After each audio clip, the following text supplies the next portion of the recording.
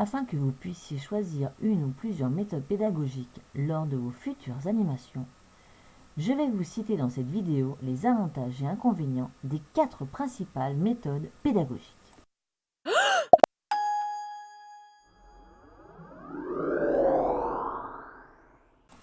Pour cela, je commencerai par la méthode affirmative ou expositive, puis par la méthode démonstrative.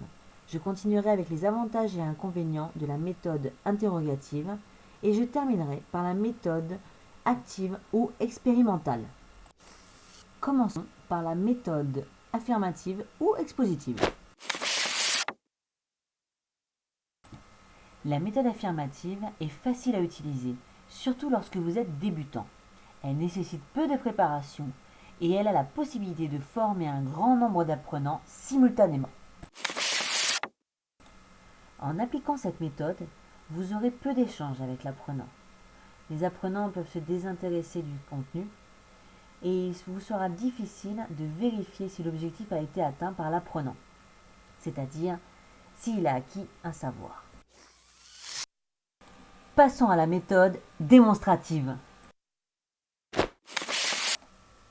Cette méthode permet à l'apprenant de participer activement.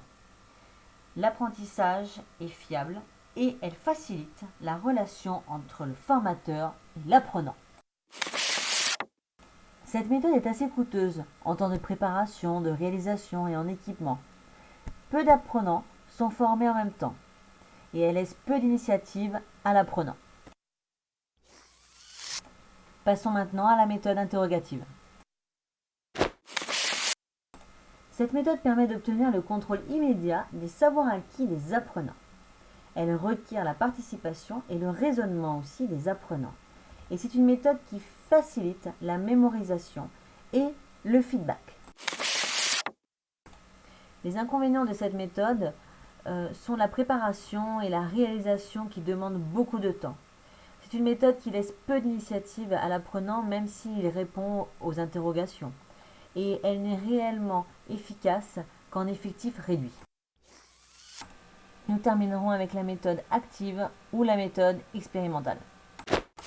La méthode active est la méthode qui permet de développer les compétences, la réflexion et l'initiative chez l'apprenant. Elle permet de travailler sur la pratique professionnelle et elle comporte une activité qui permet l'évaluation des apprenants. Cette méthode nécessite un temps de préparation long et il est nécessaire d'utiliser des outils pertinents. L'apprenant est tellement impliqué dans cette méthode qu'il peut s'épuiser. Et enfin, cette méthode doit se pratiquer avec un effectif réduit.